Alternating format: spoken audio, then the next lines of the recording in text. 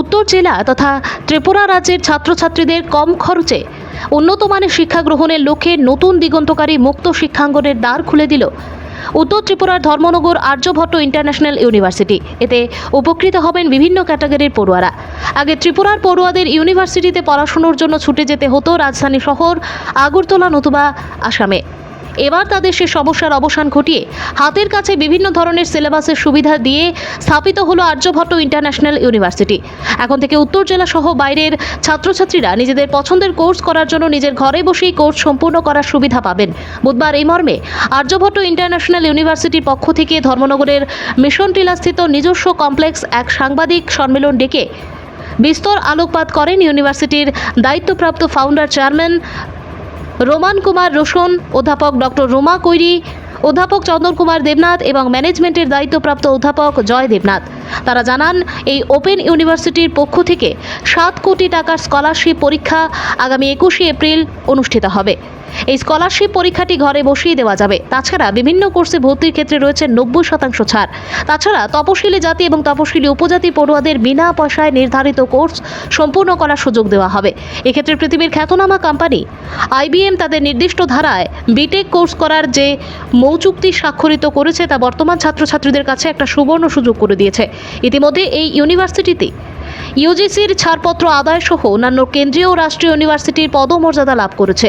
এই ইউনিভার্সিটির বিভিন্ন কোর্সের পাশাপাশি ছাত্রছাত্রীদের ভবিষ্যতে কেমন করে নিজেদেরকে বিভিন্ন প্রতিযোগিতামূলক পরীক্ষায় এগিয়ে নেওয়া যায় সেই সব ক্ষেত্রে অতিরিক্ত ক্লাসের ব্যবস্থা সহ প্রশিক্ষণ দেওয়ার ব্যবস্থা গ্রহণ করেছে। অম্লান দাসের রিপোর্ট। আর্যভট্ট ইন্টারন্যাশনাল ইউনিভার্সিটি রাষ্ট্রবিজ্ঞান বিভাগের অধ্যাপক।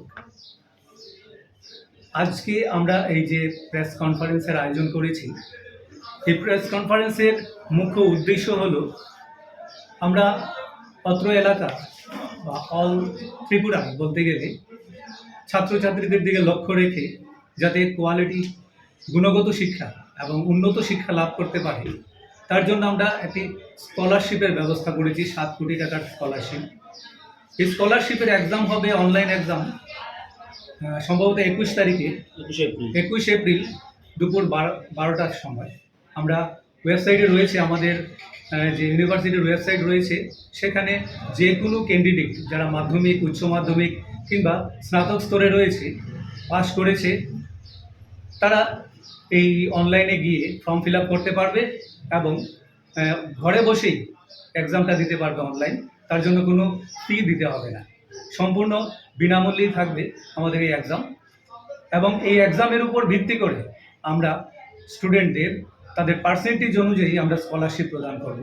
কোনো কোনো ক্ষেত্রে হয়তো আমরা লক্ষ্য করি যারা 90% পাবে তাদের আমরা সম্পূর্ণ ফ্রিতে ফার্স্ট সেমিস্টারের যে টিউশন ফি রয়েছে সম্পূর্ণ ফ্রি করে দেব। এইভাবে বিভিন্ন স্ল্যাবে আমরা আয়োজন করেছি 7 কোটি টাকার স্কলারশিপের।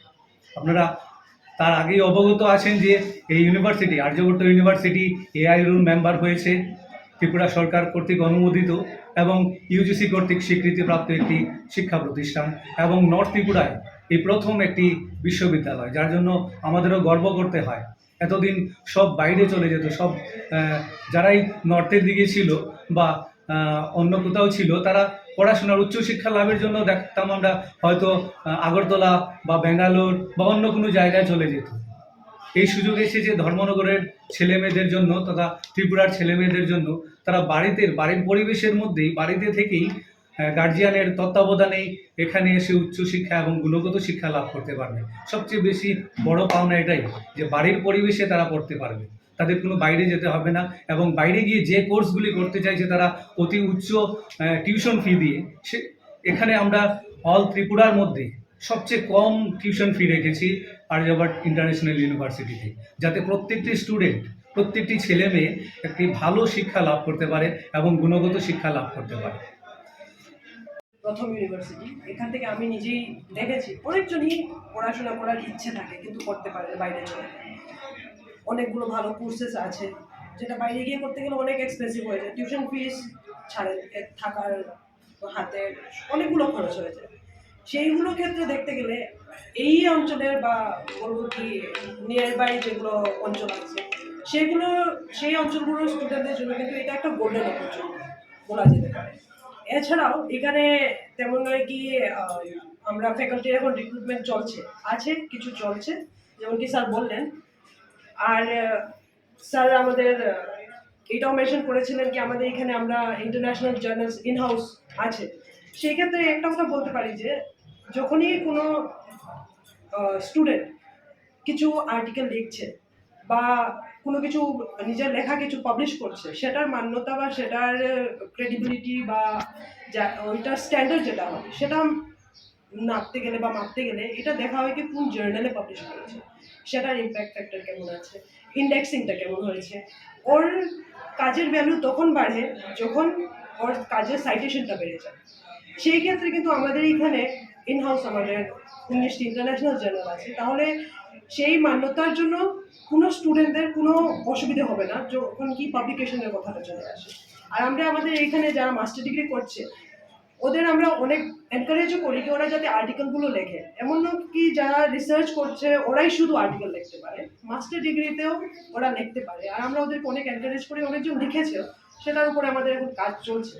তাহলে আমি আশা করছি যে আগামী কিছুদিনের মধ্যেই কিছু আর্টিকেলস আমরা আমাদের জার্নালগুলোতে পাবলিশ করে দিতে পারব।